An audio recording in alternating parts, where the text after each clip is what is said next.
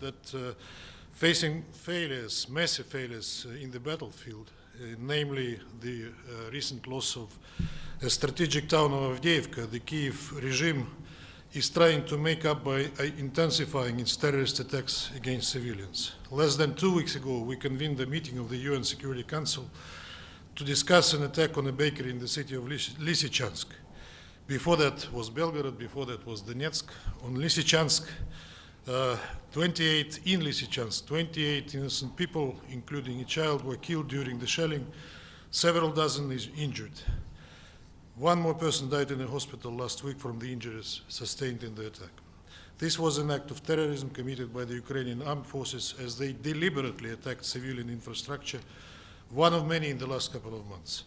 Since then, the Ukrainian forces have demonstrated their heinous neo-Nazi nature yet again. During the day on February 15th, they launched another massive attack on peaceful areas of Belgorod. 7 people died, including a newborn. 19 local residents, four of whom were children, were injured. Apartment buildings, industrial enterprises, cars, and a store were damaged. According to the Russian Ministry of Defense, on the same day, air defense systems destroyed 14 Ukrainian Vampire missile system shells over the territory of the Belgorod region. The strike makes no sense from the military point of view. The military infrastructure was not located in the immediate vicinity of the shelling. Instead, rockets were launched on innocent people in a premeditated act of terror. We call on the UN Secretariat and the agencies to condemn these heinous crimes against civilians and civilian infrastructure carried out by the Kiev regime in violation of the international humanitarian law. Our national investigation is underway. The perpetrators of these crimes will be identified and prosecuted. Yet another terrorist attack by the Ukrainian armed forces against the city of Belgorod has once again highlighted the criminal role of the West, led by the United States, which continues to send the deadly weapons to the Kiev regime and thus is an accomplice in all its crimes. These weapons are used in a mass and indiscriminate killing of civilians. Western states are perfectly aware of that, but when it comes to Russian cities, be it Belgorod or Donetsk or Lugansk, they never recall such things as protection of civilians or norms of international humanitarian law. In a bid to profit as much as possible of the conflict, they are completely unbothered by the fact that their weapons mercilessly and deliberately hit civilian targets. The proxy war till the last Ukrainian is a lucrative business project for them. Tremendous money is spent on weapons for Ukraine. Billions of US dollars are migrating from the pockets of taxpayers to the accounts of Western military industries. The majority of EU members obediently follow Washington's orders to supply more and more arms to Kyiv, depleting their arsenals and replenishing them with products purchased from the US defense industry. I can offer you a very simple example of such neo-colonial mentality of the Western establishment. Your colleague from the UK, Zenny Minton Beddoes, editor-in-chief of The Economist, has been very open about how the West uses the people in Ukraine in her TV interview recently for The Daily Show. She said, I quote, "Giving money to Ukraine is the cheapest way for the US to enhance its security. The fighting is being done by Ukrainians, their people are being killed, the US and Europe are supplying them weapons. And in doing that, we are pushing back against Putin." End of quote. Hypocrisy and cynicism of Western states become even more evident since they directly violate all the international agreements and commitments regarding the transfer of weapons and military equipment they are a party to. The sole purpose of the collective West is to drag this conflict, hoping to impose their will on the so-called rules-based international order and to inflict a strategic defeat on Russia. It is precisely for this reason that the US, the UK, and their accomplices made the criminal Kyiv regime sabotage the implementation of the Minsk agreements and destroy the chance for peace in April 2022 by prohibiting Zelensky from signing a peace agreement with Russia. And in this vein, they turn a blind eye to all the heinous crimes and terrorist acts of Zelensky and his clique. Thank you very much. Ambassador, you raise civilian casualties that have been suffered by Russia, but Russia has caused civilian casualties in Ukraine. And in less than a week's time, it'll be the anniversary of the start of the war, and Russia started it. First, we do not deliberately target any civilian objects in Ukraine. only military targets. That's point one. Secondly, as has been said many times over, we have not started this war. This war started in 2014 by the Kiev regime when it started their so-called anti-terrorist operation against their own citizens. We came to end it. We didn't start that war.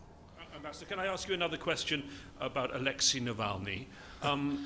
I know, I mean, maybe it's not your direct responsibility, but you are a representative of the Russian Federation. Can you explain to the people around the world who are watching this, why are the Russian authorities not handing over his body? Do you have something to hide? Well, I think that the reason is simple, because the forensic medical investigation is not over yet. The exact cause of the death was not yet disclosed, while our Western colleagues rushed to claim 15 minutes after it happened, after the news were published, that this was the responsibility of the Putin's regime, etc., etc. I would like to appeal to these self-proclaimed fighters for freedom of speech.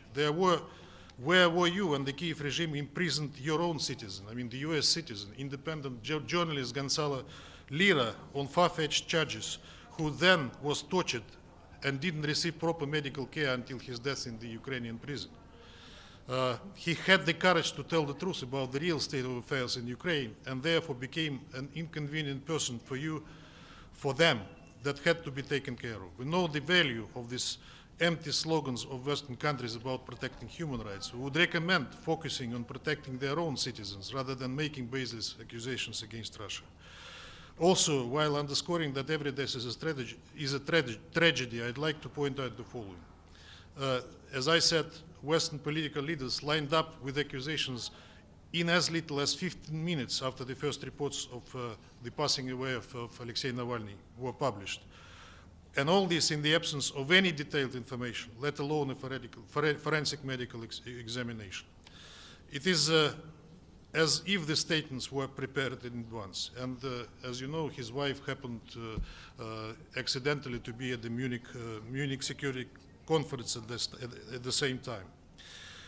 When it comes to investigating such heinous crimes and sabotage like the Nord Stream, for example, our Western colleagues are taking their time. The Swedish authorities already closed the investigation, and nobody else is hurrying with making the truth known. So I think that they better look for themselves before they make baseless accusations, even before any evidence came to light. Thank you very much. This is Mariam Ramadi with Afghanistan International TV. Sorry, could you? Mariam Ramadi with Afghanistan International TV. I have a question regarding Doha meeting on Afghanistan. In a statement, Russian embassy in Afghanistan announced that the Russian delegation will not meet with the Afghan civil society members. The only delegation in Doha that is not meeting with the Afghan representatives. Why is that? And don't you think that is a way that showing that Russia is turning its back to the women in Afghanistan and the people of Afghanistan for siding with the Taliban?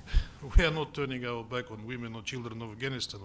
We stress all the time that the issue of human rights for women and girls in Afghanistan is an important matter which we follow, and which we are on the same line with our colleagues in the Security Council and in the international community. But there are other things for Afghanistan that should be dealt with and should be attended to. We have no choice but to engage pragmatically with the de facto authorities of Afghanistan, whom we didn't recognize, like nobody else. But the reality is there, and we have to engage with those people who rule Afghanistan now. Ambassador, before you go, can we have a quick comment on Gaza? There is a vote, we believe, tomorrow morning. It looks like there'll be a vote. Already, the US ambassador has issued a statement saying she's going to veto. Your reaction? That's sad. That we cannot come with the ceasefire for as long as 4 months, actually 5 months now, nearly 5 months, and that only one delegation is preventing that. I think that if we had come with the ceasefire the first time we proposed it, which was 16th of October, so many lives could have been spared. Thank you very much. regarding another investigation. Russia called for Which investigation? Russia called the foreign partners and foreign organizations to take part in the investigation of the Ilyushin 76 downing. Were there any response from any party? No, we are conducting our own investigation, but nobody approached us on that. Mr. Ambassador, do you plan to request UN Security Council meeting on Western weapons deliveries to Ukraine in the near future? Could you repeat? I Do you plan to request UN Security Council meeting on Western deliveries of weapons to Ukraine in the near future? Perhaps we'll have two meetings on Ukraine this week. One is in the General Assembly. The second is called by our former Western partners in the Security Council on the 23rd of February. Yes, sometime into February or March, of course, we will call something in that way. Thank you very much.